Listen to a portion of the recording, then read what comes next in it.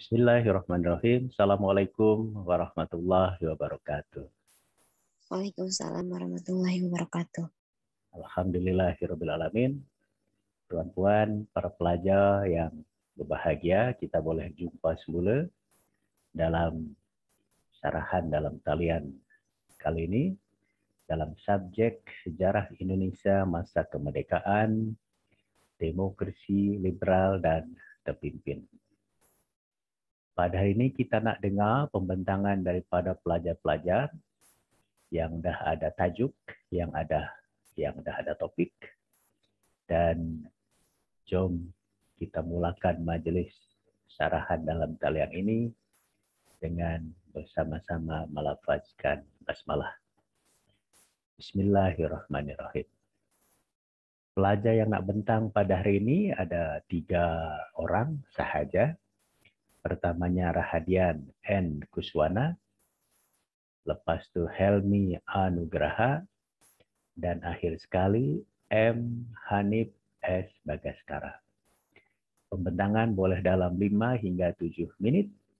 Saya nak bagi laluan pembentang pertama kepada Rahadian N. Kuswana. Sila mulakan dari sekarang.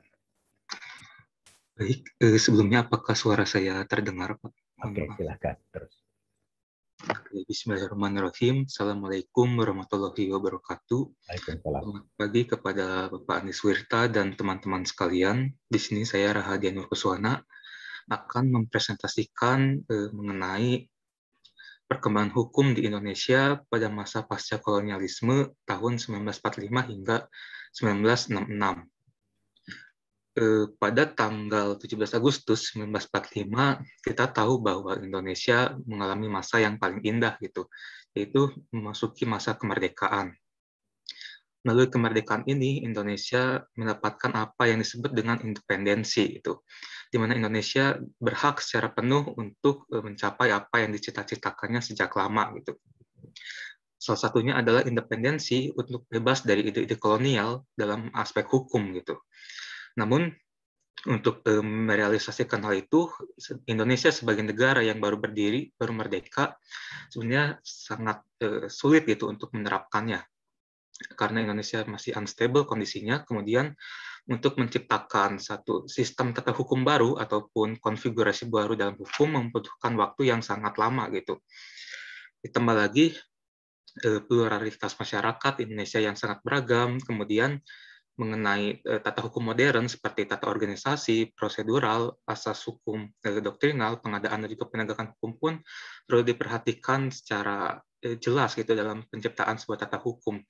Dan pada akhirnya Indonesia memilih jalan lain gitu sebagai jawaban, yaitu melalui aturan peralihan nomor 2, aturan peralihan UUD 1945 pasal 1 dan pasal 2 yang secara garis besar menyatakan bahwa badan negara dan juga peraturan perundangan yang telah berlaku sebelumnya tetap berlangsungkan gitu selama belum ada pembaruan yang dilakukan. Hal ini juga sama seperti apa yang dilakukan oleh Bala Tentara Jepang sebelumnya melalui Osamu Seirei nomor 1 tahun 1942 gitu. Dan badan-badan dan perundangan yang berlaku pada masa itu tetap dilaksanakan gitu selama tidak bertentangan dengan pemerintahan militer gitu. Nah, sebenarnya hal ini bisa kita lihat bukan sebagai Indonesia ingin meneruskan apa yang dilakukan oleh pihak kolonialisme gitu, dengan melanjutkan apa yang dilakukan oleh kolonialisme, tapi sebagai cara untuk menghindari apa yang dinamakan dengan kevakuman hukum gitu, kekosongan hukum dalam sebuah negara. Karena ketika sebuah negara mengalami apa yang dinamakan dengan kekosongan hukum, kekosongan kekuasaan, maka akan rawan untuk bisa dimasuki oleh pihak-pihak yang berkepentingan dan juga disetir kemana saja gitu pada akhirnya. Kemudian memasuki tahun 1949 ketika pasca terjadinya konferensi Meja Bundar, terbentuk apa yang dinamakan dengan RIS, Republik Indonesia Serikat gitu, dengan konstitusi RIS. Nah, menurut pasal 192 ayat 1 di konstitusi RIS ini, kurang lebih mengenai hukumnya sendiri sama gitu, seperti apa yang diterapkan sebelumnya gitu. Yaitu aturannya tidak berubah pada masa RIS ini selama tidak mengalami perubahan gitu. Kemudian kita masuk ke masa eksperimentasi selanjutnya, itu di subperiode pertama, yaitu tahun 1950 hingga 1959, di mana di sini diterapkan Undang-Undang Dasar sementara gitu, ketika Indonesia kembali ke sistem pemerintahan Negara Kesatuan Republik Indonesia. Nah, dalam UUDS ini yang menjadi dasar tata hukumnya adalah pasal 142 Undang-Undang Sementara, di mana secara garis besar menyatakan bahwa peraturan perundang-undangan yang ada pada masa ini berlaku sebagaimana mestinya dan tidak mengalami perubahan gitu. Namun pada masa ini ada yang menarik gitu yang terjadi, yaitu adanya yang dinamakan dengan kodifikasi hukum. Merujuk pada pasal 102 Undang-Undang Sementara, Undang-Undang Dasar Sementara 1950, terjadi kodifikasi hukum terhadap pertama hukum perdata dan hukum dagang, kemudian hukum pidana sipil dan militer, kemudian hukum acara perdata dan juga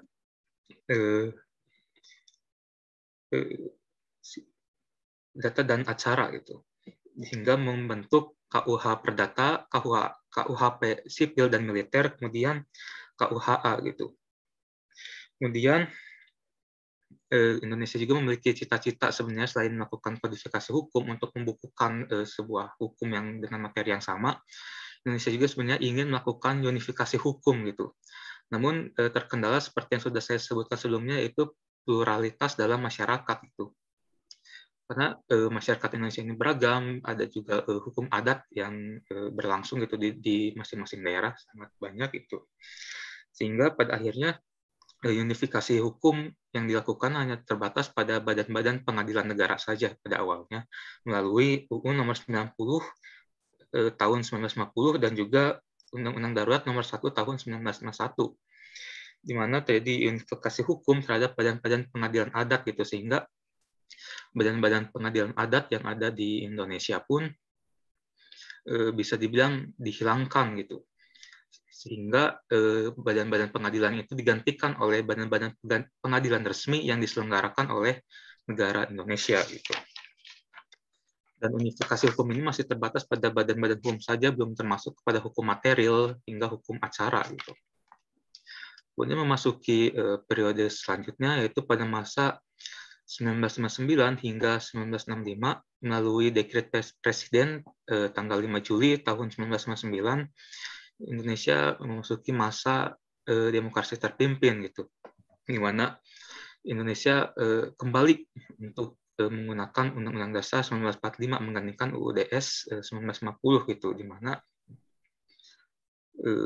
masih mengacu pada aturan peralihan UUD 1945 pasal 1 dan 2, Indonesia masih menetapkan hukum yang berlaku pada masa sebelumnya gitu, pada masa kolonial. Mungkin untuk garis besarnya seperti itu. Terima kasih dari saya. Assalamualaikum warahmatullahi wabarakatuh. Waalaikumsalam warahmatullahi wabarakatuh. Oke, terima kasih Rahadian N. Kuswana sudah menyajikan bentang kertasnya dalam 7 menit. Oke, sekarang kita nak dengar pembentangan berikut daripada Helmi Anugraha. Helmi, sila bentang dalam 5 hingga 7 menit, mulakan dari sekarang. Baik, terima kasih kepada Bapak Andi Spirita yang telah memberikan saya kesempatan. Nah, kali ini saya akan mempresentasikan mengenai pembantaian Westerling di Sulawesi Selatan pada tahun 1946 sampai 1947. Baik, seperti yang kita ketahui bahwa Raymond Westerling ini seorang yang terkenal karena pada peristiwa APRA dan juga peristiwa pembantaian di Sulawesi Selatan. Ya, jadi Raymond Westerling ini merupakan seorang komandan pasukan Baret Hijau Kerajaan Belanda yang bernama Depot Special Troepen atau DST. Pasukan khusus ini ditugaskan untuk memadamkan pemberontakan di Sulawesi Selatan. Pemadaman pemberontakan tersebut dilakukan dengan menggunakan cara yang terbilang kejam, yaitu dengan melakukan pembantaian terhadap masyarakat Sulawesi Selatan, yang mana peristiwa ini terjadi pada kisaran tanggal 11 Desember 1946 sampai 17 Februari 1947. Pemberontakan atau lebih tepatnya disebut sebagai perlawanan tersebut terjadi karena rakyat Sulawesi Selatan pada saat itu menolak akan dibentuknya negara federal Indonesia Timur yang dibentuk oleh Belanda. Pembentukan negara federal tersebut merupakan cara Belanda untuk mudah menguasai Republik Indonesia, karena jika Belanda melakukan aksi militer maka akan mendapatkan kecaman dari dunia internasional. Karena Indonesia pada saat itu walaupun baru merdeka sudah memiliki hubungan diplomatik dengan negara lain dan memiliki pengaruh. Maka salah satunya cara yang tepat yang dapat dilakukan Belanda yaitu dengan memecah belah secara halus, yaitu dengan dilakukannya pembentukan negara federal ini. Diadakan beberapa perundingan untuk upaya pembentukan negara federal tersebut, yaitu diantaranya pada Maret 1946 terjadi perundingan antara Indonesia, Belanda, dan Inggris di Jakarta, di mana dalam perundingan tersebut H.J. Van Mock menyampaikan gagasan tentang pembentukan negara Federasi Indonesia Serikat. Lalu selanjutnya pada perundingan Hague-Veluwe yang menghasilkan keputusan di mana Belanda mengakui wilayah Indonesia di luar wilayah yang dikuasai Belanda. Lalu selanjutnya pada perundingan Malino yang mana menghasilkan kesepakatan untuk membuat negara Federasi Indonesia dengan nama Perserikatan Negeri-Negeri Indonesia. Setelah itu ada konferensi Malino yang diadakan. Lalu selanjutnya ada konferensi Pangkal Pinang dan perundingan Linggarjati yang mana menghasilkan pengakuan de facto oleh Belanda terhadap Republik Indonesia dan pembentukan negara federal dengan nama Negara Indonesia Serikat. Lalu yang terakhir konferensi Denpasar yang diadakan pada tanggal 7 sampai 24 Desember 1946. Konferensi ini akhirnya menghasilkan keputusan mengenai pembentukan negara Indonesia Serikat, negara Indonesia Timur, dan pengangkatan presiden, perdana menteri, serta ketua parlemen negara Indonesia Timur. Selanjutnya, perlawanan rakyat Sulawesi Selatan itu terjadi karena sikap pasukan sekutu terhadap rakyat Sulawesi Selatan, yang mana mereka membuat kekacauan di kota Makassar dan sekitarnya sehingga mengakibatkan kemarahan dari rakyat Sulawesi Selatan. Dalam menghadapi tekanan tersebut, rakyat Sulawesi Selatan melakukan perlawanan dengan bentuk kelaskaran. Para pejuang di Sulawesi Selatan juga mendapatkan bantuan dari pemerintah pusat dengan dikirimkannya pasukan Tentara Republik Indonesia Persiapan Sulawesi atau TRIPS yang bertugas untuk membantu perjuangan rakyat dan membentuk satuan-satuan yang ada menjadi divisi Tentara Republik Indonesia.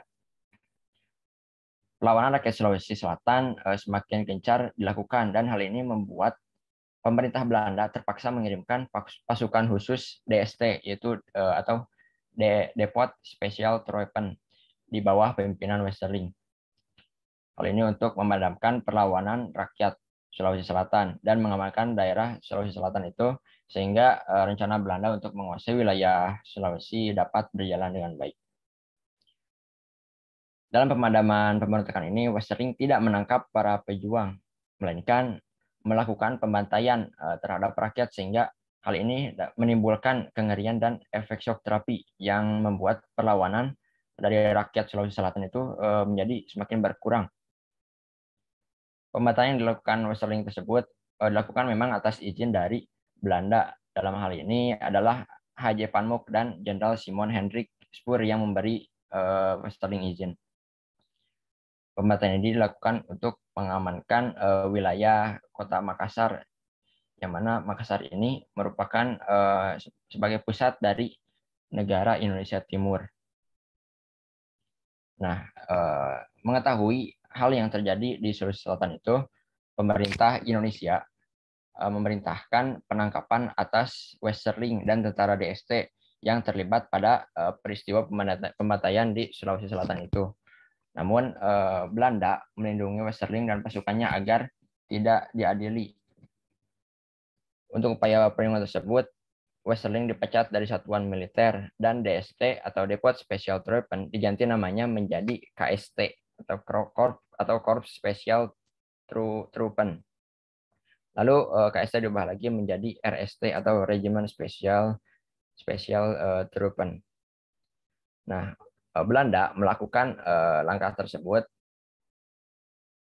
atau melindungi Westerling dan pasukannya itu agar hubungan diplomasi dengan Indonesia tidak terganggu, dan jika peristiwa tersebut diketahui dan Westerling dan pasukannya tertangkap, maka akan membuat dunia internasional mengecam Belanda, sehingga Westerling dan pasukannya pun tidak pernah diadili. Sekian dari saya, mohon maaf bila banyak kekurangan. Terima kasih. Oke, terima kasih Helmi Enugraha, dah bentang dalam masa 7 menit pun. Sekarang kita nak dengar pembentangan terakhir daripada M. Hanif S. Bagaskara. M. Hanif, sila bentang serupa masanya dalam 5 hingga 7 minit. Sila mulakan dari sekarang. Baik, Assalamualaikum warahmatullahi wabarakatuh. Waalaikumsalam. Pertama saya ucapkan terima kasih kepada Pak Andi Suwerta dan juga teman-teman kepada kesempatan pada hari ini gitu ya untuk memaparkan hasil dari salah satu tugas dari mata kuliah SMEK DLT, yaitu tema saya yang berjudul Pertempuran Sanga-Sanga 947, bentuk konsolidasi keutuhan NKRI di Kalimantan Timur. Baik, mungkin untuk pertama saya sedikit menjelaskan gitu profil mengenai kota Sanga-Sanga pada tahun 1147 dari masa Belanda sampai tahun 1147 gitu. Jadi kota Sanga-Sanga sendiri itu berada di provinsi Kalimantan Timur, yang dimana kota tersebut tuh dialiri oleh Sungai Sanga-Sanga dan bermuara di Sungai Mahakam yang 28 km berada di Samarinda, salah satu ibu kota di Kalimantan Timur. Yakni pada Sanga-Sanga itu kota Sanga-Sanga dikenal sebagai kota yang memproduksi minyak bumi yang sangat banyak gitu, dan sudah dikelola Belanda pada tahun 1888. Baik, untuk kronologinya sendiri saya mulai pada invasi Jepang gitu ya pada tanggal 11 Januari 1942, di mana Jepang menguasai kota Tarakan. Ya, di mana seterusnya seperti yang kita tahu bahwa kemudian pada tahun 1143 Belanda pun menyerah gitu dan memberikan Nusantara kepada Jepang. Selanjutnya pada masa pendudukan Jepang, khususnya untuk di kota Sanga-Sanga sendiri, sebagai produksi minyak bumi yang sangat banyak, jadi banyak rakyat-rakyat itu yang seperti kita tahu awalnya rakyat Indonesia itu bergembira dengan ada kabarnya Jepang gitu.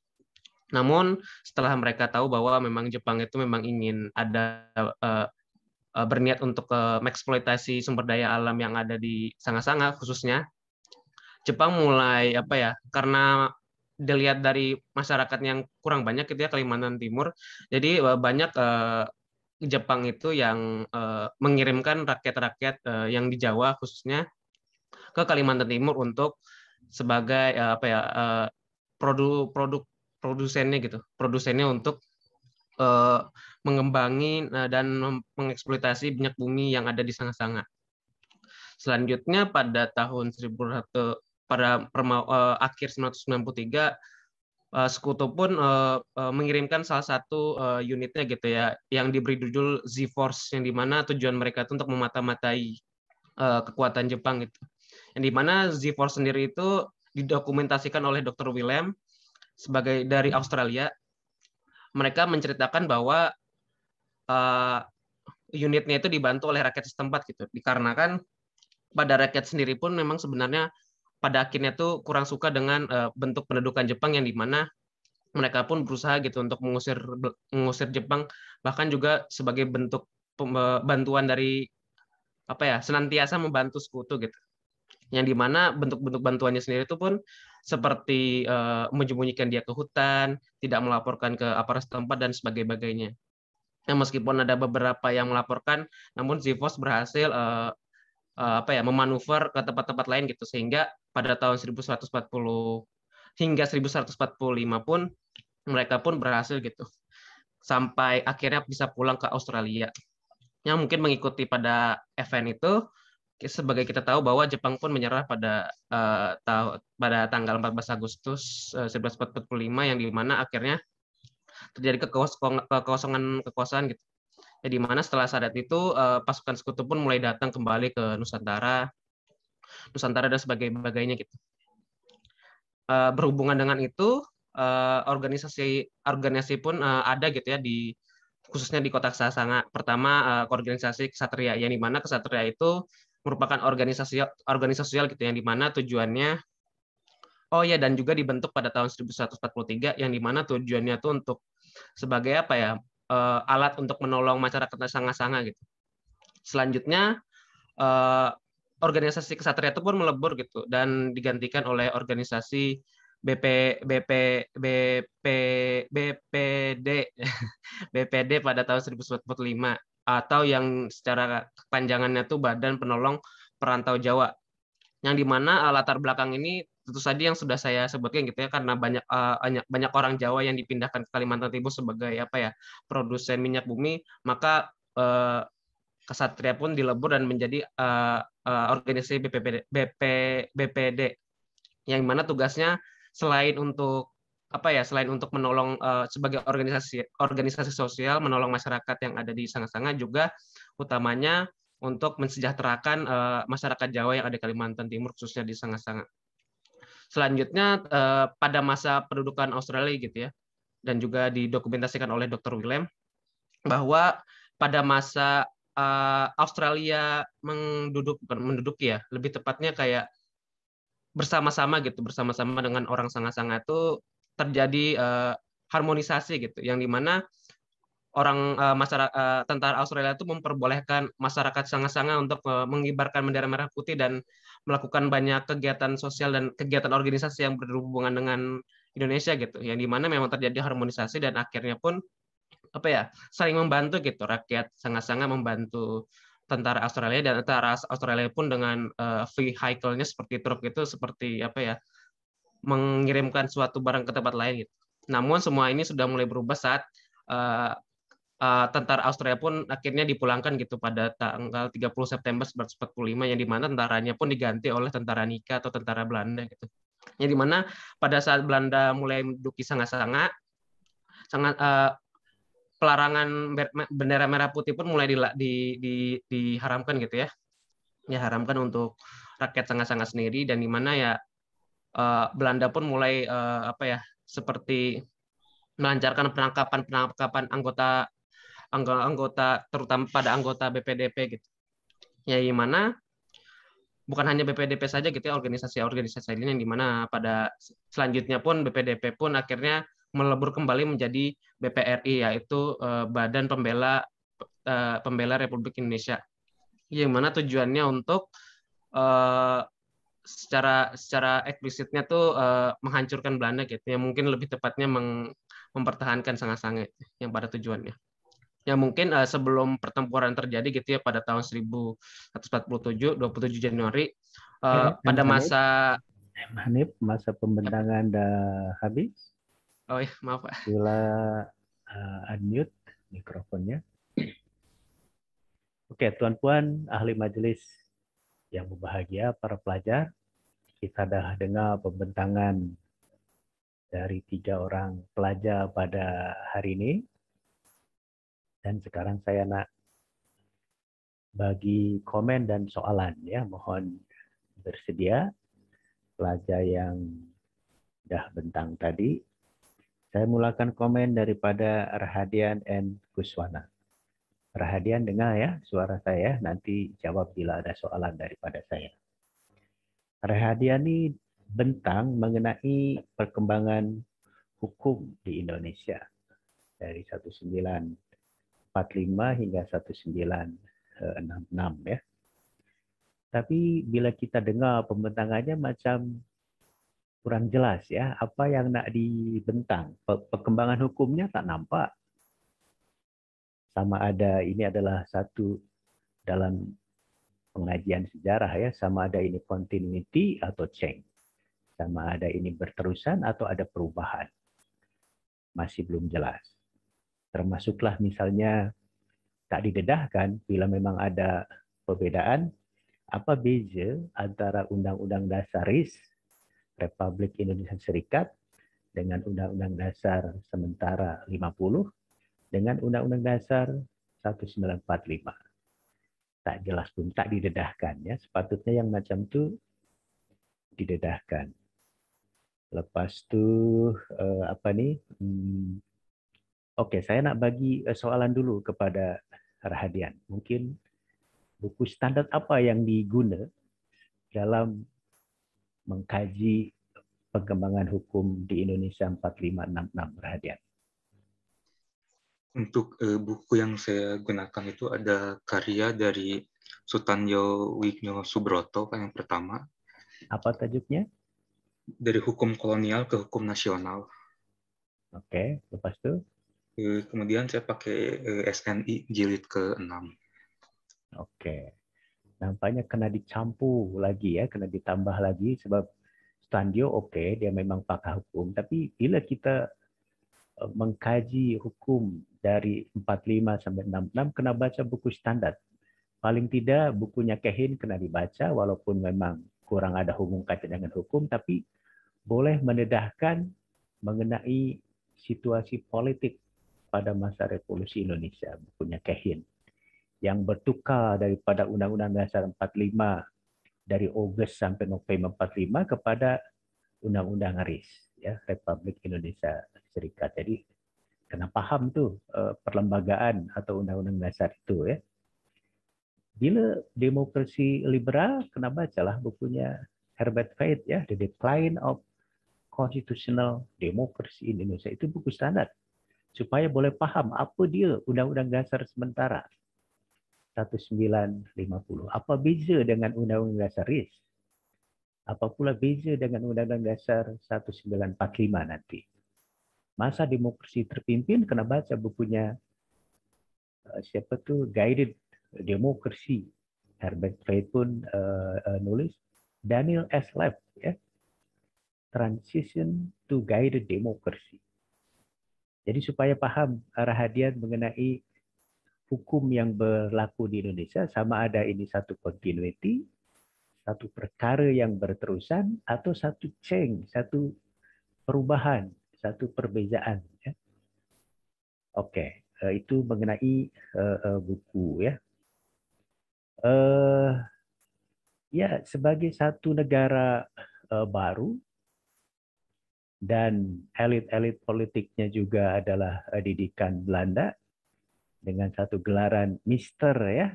Bila Mister ini bukanlah Bapak, tapi Mister ini gelaran Mister in the Rechten. Selepas kita merdeka, ditukar gelaran Mister itu menjadi SH, sarjana hukum ya. Tentu mengikut kepada orientasi hukum Belanda. Jadi bila kita tengok, sepatutnya Rahadian fokus pada pengajian sama ada perkembangan hukum di Indonesia ini satu unsur yang berterusan atau ada perubahan.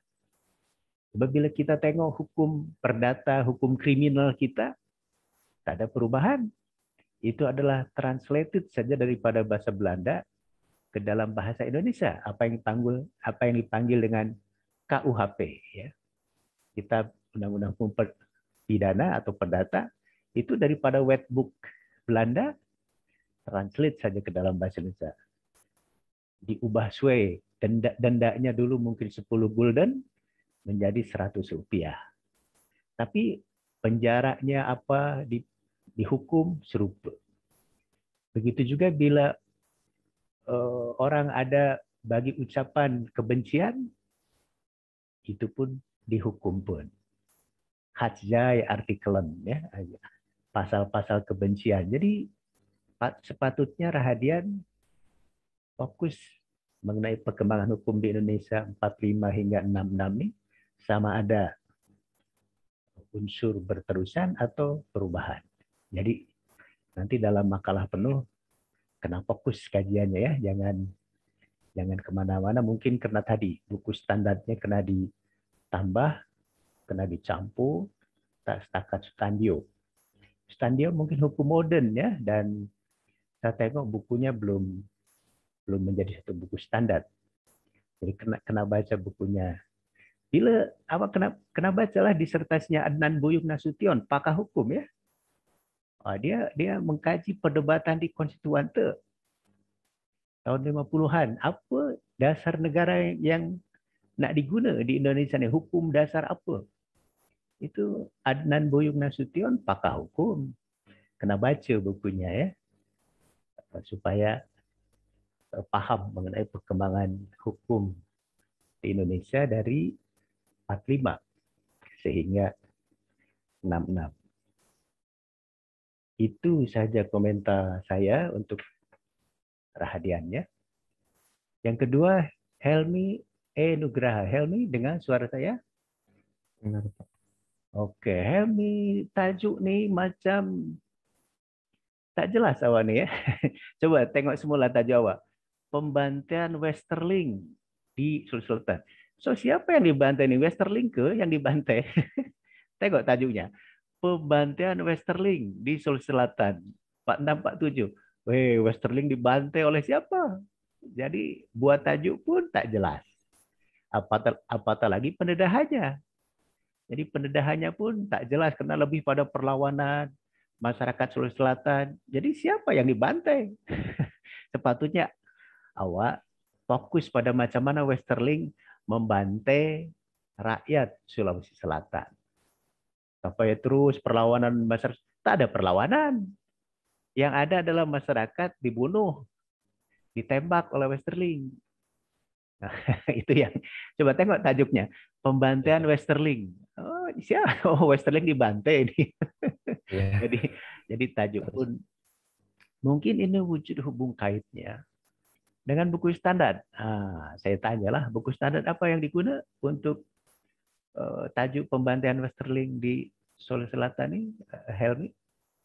Bukunya Martin Hirschkes yang berjudul Di Belanda Tak Seorang Pun Mempercayai Saya, Korban Metode Westerling di Sulawesi Selatan. Martin Hirschkes ini anak dari pasukan Westerling, Pak. Iya, itu bukanlah buku standar. Bolehlah itu untuk melengkapi ya. Bila baca case daripada Westerling nih, macam mana Westerling membuat satu pembantaian di Sulawesi Selatan, kena baca buku-buku standar. Boleh SNI ya, boleh terutama biografi, biografi pelakunya. Boleh baca biografinya Westerling, biografinya Abdul Haris Nasution, biografinya mungkin Andi Muhammad Yusuf, ya, biografinya Anhar Gonggong, sejarawan Indonesia. Ayah dia korban daripada pembantaian yang dilakukan oleh Westerling. Jadi boleh pun baca mungkin biografinya Anhar Gonggong supaya Helmi paham ya mengenai pembantaian Westerling. Siapa yang dibantai, Westerling ke atau rakyat Sulawesi Selatan ya? Ya, Pak. Oke, lepas Saya perbaiki itu judulnya. ya tadi tak jelas sebab pendedahannya lebih pada perlawanan, pemberontakan. Siapa yang melawan? Tak ada pemberontakan ya. Oke, ini soalan saya nih ya. Apa pasal, Helmi, Indonesia Timur nih, Kalimantan, Sulawesi, Maluku, lagi senang, lagi mudah diduduki oleh Belanda dibandingkan dengan Sumatera, Jawa, dan Madura. Selepas Perang Dunia Kedua, apa pasal? Apa sebab? Ya, karena menurut saya karena mudah itu Indonesia pada saat itu hanya fokusnya itu di Pulau Jawa dan daerah Sumatera, Pak. Jadi tokoh-tokohnya itu, tokoh-tokoh terkenal Indonesia itu, tokoh-tokoh pentingnya berada di Jawa dan memfokuskannya di daerah Jawa tersebut. Untuk daerah Sulawesi itu mungkin kurang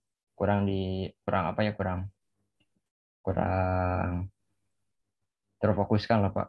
Oke, itulah bila tak baca buku standar ya. Jadi kena baca bukunya Kehin, kena baca bukunya Anthony Reid ya mengenai sejarah nasional Indonesia sehingga boleh jawab itu soalan saya apa pasal kawasan Indonesia Timur itu lagi senang, lagi mudah dikuasai oleh tentara sekutu atau tentara Belanda. Tentara sekutunya bukan Inggris ya, di Indonesia Timur, tetapi Australia. Nah, itu kena paham tuh ya. Nah, itu kena dihubung kaitkan dengan zaman pendudukan Jepun. Sebab Indonesia Timur tuh itu dikuasai oleh Angkatan Laut Jepun, bukan Angkatan Darat. Angkatan Daratnya Sumatera, Jawa itu oleh Angkatan Darat. Jadi itu yang kena paham. Kena baca bukunya Ben Anderson juga, Revolusi Pemuda. Jadi tak setakat paham mengenai aksi daripada Westerling ya, tapi juga sejarah Indonesia masa revolusinya kena paham. Oke, ini soalan lagi, Helmi. Apa pasal negara Indonesia Timur, disingkat NIT kan, kerap dikritik, kerap disindir sebagai negara ikut tuan? Apa pasal? Apa maksud negara ikut tuan? Tak paham ya, karena tak baca bukunya, karena tak baca bukunya Kehin ya. Jadi negara Indonesia Timur disingkat NIT, NIT kan, itu kerap disindir oleh media massa Indonesia, oleh orang-orang Indonesia sebagai negara ikut tuan. Apa maksud negara ikut tuan? Rakyatnya mengikuti pemimpinnya, Pak. Tak paham pun ya. Jadi bila nanti mendedahkan di bilik darjah, di murid-murid di kelas, ditertawakan oleh murid, cikgu saya tak ada wawasan mengenai sejarah. Negara ikut tuan itu satu sindiran bermaksud bahwa pemimpin negara Indonesia Timur tuh ikut saja ketuannya, yaitu Belanda, mau disetir oleh Belanda ya. Itu bukan rakyatnya mengikut pemimpinnya. Oke ya, jadi satu lagi, awak tak mendedahkan macam mana kaedah, cara, metode Westerling membantai rakyat Sulawesi Selatan, ya, membunuh. Ini satu kaedah, satu metode khas, nanti diamalkan juga oleh Kopassus, diamalkan juga oleh tentara kita ya. Yaitu dia kumpulkan orang di Padang, di lapangan. Lepas itu, oke, mungkin awak baca macam mana metode membunuh Westerling selepas. Saya itu pernah menonton di film The Oz ya Pak, mengenai pembantaian Westerling tersebut. Ya, macam mana kaedahnya, metodenya? Rakyat itu dikumpulkan, lepas itu ditembak Pak. Awak tak betul lah. jadi awak kurang canggih ya pemahamannya. Tengok, rakyat dikumpulkan, laki-laki tentu saja. Lepas itu Westerling bagi soalan. Siapa yang Republikan? Bila tak ada yang jawab, saya tembak. Lepas itu adalah yang mengaku saya Republik. Oke, sekarang awak tunjukkan siapa rakan awak yang menurut awak itu Republikan atau pro-Republik. Bila awak tak boleh menunjukkan, saya tembak. jadi orang yang merasa Republik, dia tunjuk rakan-rakannya, yang ditunjuk itu yang ditembak. Bila yang ditunjuknya, bukan, saya bukan Republikan. Westerling kata, oke, bila awak mengaku bukan Republikan, sila berkelahi dulu dengan orang yang menunjuk awak. Oh, maka jadi itu kaedah cara-cara pasukan khas Westerling membantai orang-orang Republikan di Sulawesi Selatan ya. Itu pemimpin Himas boleh mengamalkan macam itu ya. Bila siapa yang mencuri, kena tunjuk siapa teman Anda yang menurut Anda mencuri. Kalau tak, awak saya pukul lah. Itu cara-cara Westerling membantai. Dan itu tak setakat pasukan khasnya Westerling. Pasukan khas di serata dunia selalu macam itu. Ada cara untuk menginterogasi, mengeksekusi lawan-lawannya dengan cara-cara yang biasa macam itu ya. Nanti Kopassus kita pun macam itu ya. Tengok di Timur Timur. Tengok masa orang-orang PKI dibantai ya, itu kan tangkap orang PKI, tunjukkan mana teman Anda. Kalau nggak berhasil Anda tunjukkan orang PKI, saya bunuh Anda. Jadi macam itu Helmi ya, kena canggih lah penjelasannya. Ini memang tajuknya pun tak jelas, pembantaian Westerling. Westerlingnya tak dibantai ya. Dia yang membantai masyarakat Sulawesi Selatan. Oke, so buku-buku standar kena tambah karena dicampur supaya nanti penjelasan Helmi dalam makalah penuh, dalam makalah lengkapnya menjadi komprehensif ya. Baik. Oke, akhir sekali M. Hanif S. Bagaskara ini pun serupa ya. Coba tengok tajuknya. Pertempuran Sanga-Sanga 1947. Bentuk aksi konsolidasi. Ini pertempuran Sanga-Sanga ini pertempuran siapa dengan siapa? Lepas itu bentuk aksi konsolidasi. Jadi orang bertempur tapi berkonsolidasi. Tak jelas lah ya. jadi coba antara tajuk tuh baca semula ya, teliti apakah tajuk saya ini menggambarkan isinya atau tak. Macam tadi Helmi, pembantaian Westerling. Apa nih, siapa yang dibantai? Ini pun pertempuran Sanga-Sanga bentuk aksi konsolidasi. Di mana orang bertempur lepas itu berkonsolidasi. Sepatutnya pertempuran Sanga-Sanga antara siapa dengan siapa, barulah ya bentuk perlawanan atau konsolidasi antara siapa. Jadi tajuknya belum menggambarkan apa yang nak dikisahkan ya. Begitu juga tadi pendedahannya kurang fokus pada usaha konsolidasinya. Lebih pada daerah Sanga-Sanganya dijelaskan ya. Pasukan-pasukan yang ada di Sanga-Sanga. Jadi tak didedahkan konsolidasinya macam mana.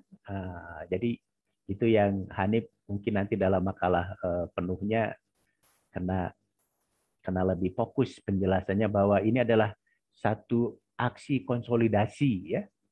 Tapi kena jelas pertempuran siapa dengan siapa sehingga bahwa ini satu aksi konsolidasi bagi NKRI di Kalimantan Timur ya. Oke, mungkin ini wujud hubung kaitnya dengan buku standar. Ini sejarah tempatan nih, sejarah lokal ya. Coba buku standar apa Hanif yang dibaca, yang diguna pakai? Kalau yang buku saya standar saya pakai sendiri itu terdiri dari Perjuangan Rakyat Sanga-Sanga Mempertahankan Kemerdekaan Indonesia di Kalimantan Timur yang ditulis oleh Zainal Abidin, salah satu dosen pendidikan sejarah di Universitas Mula Warman. Satunya itu ada buku Palangan Perebutan Kota Minyak Sanga-Sanga, dihimpun dan ditulis oleh kelompok penulis gitu. Yang kelompok penulisnya itu mantan salah satu anggota PPRI, Pak. Itu sih Pak sumber yang saya pakai. Jadi dari penjelasan awal, nampaknya awal perlu memang baca buku standar ya. Buku-buku macam itu bolehlah sebagai pelengkap ya, supaya awak boleh paham apa yang berlaku di Sanga-Sanga di Kalimantan Timur ya. Tadi saya katakan Kalimantan, Sulawesi, Maluku, Papua, Nusa Tenggara itu adalah kawasan yang dikuasai oleh tentara laut Jepun. Karena itu ketika merdeka kurang ada perlawanan di kawasan-kawasan itu terhadap Belanda, terhadap tentara sekutu khasnya Australia. Berbeda dengan di Sumatera, berbeda dengan di Jawa ya, sebab dikuasai oleh angkatan darat dan politiknya relatif longgar sehingga wujud satu pertempuran belia pemuda kepada tentara sekutu Inggris dengan kedatangan semula Belanda.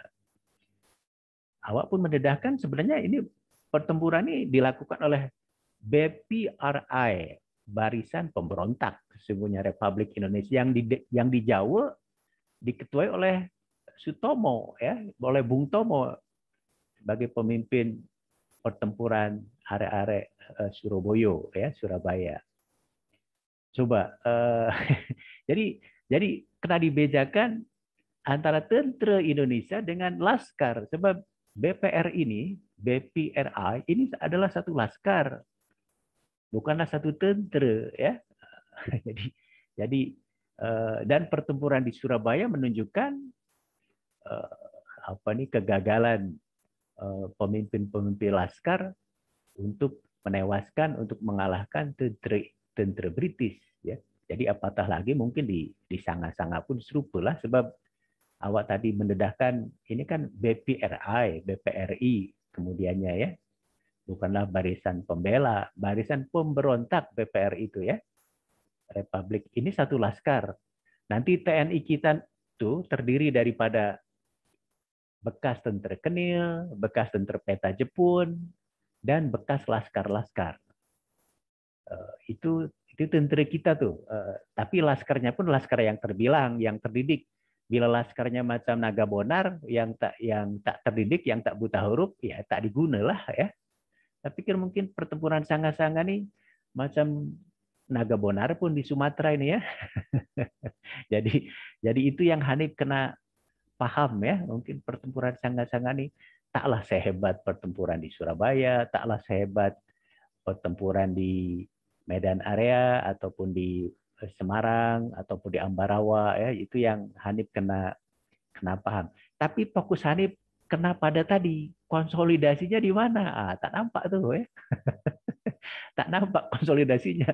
Ini terus pertempuran, bukanlah pertempuran yang hebat sangat, sebab Kalimantan, Sulawesi tadi oleh Westerling saja, oleh seorang Sulawesi itu aman ya, tak ada lagi perlawanan, tak ada lagi pemberontakan ya. Jadi itu yang Hanif kena paham, kena baca tentu buku-buku standarnya Kehin, Ben Anderson, terutama bila Indonesia Timur bukunya siapa tuh sejarah Revolusi Nasional Indonesia Antoni Rin ya, itu mengenai Kalimantan, mengenai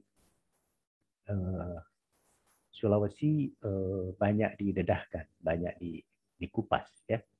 Dan mungkin boleh baca biografi ya. Siapa tuh ada biografi tokoh yang membabitkan diri dalam pertempuran Sanga-Sanga ini ya. Apakah dia tokoh laskar atau tokoh tentara ya. Jadi bila tadi buku yang daripada pensarah, daripada dosen itu, pensarah mungkin macam saya tak mengalami peristiwa itu ya. Jadi dia berkisah aja macam saya, macam Hanif lah. Tapi bila biografi orang yang mengalami, Hanif mungkin boleh paham ya suasana zaman dalam pertempuran Sanga-Sanga. Jadi pelajar sejarah ini kena banyak sumber ya. Dan pilih sumber yang otoritatif, yang memang itu ditulis oleh sejarawan, ditulis oleh tokoh pelakunya yang mengalami peristiwa berkenaan, itu satu sumber yang bermanfaat supaya kita paham tentang satu peristiwa yang berlaku pada masa itu ya. Saya pikir apa itu komentar saya mengenai pembentangan daripada Hanif ya. Jadi sila dalam makalah penuhnya nanti buku-bukunya kena dicampur, kena ditambah, diperkayakan lagi. Tak setakat Hanif ya, yang lain pun at least 10 sumber perpustakaan atau senarai kepustakaan 10 at least sumber ya. Sama ada buku ataupun artikel daripada jurnal supaya makalahnya cantik dan komprehensif ya.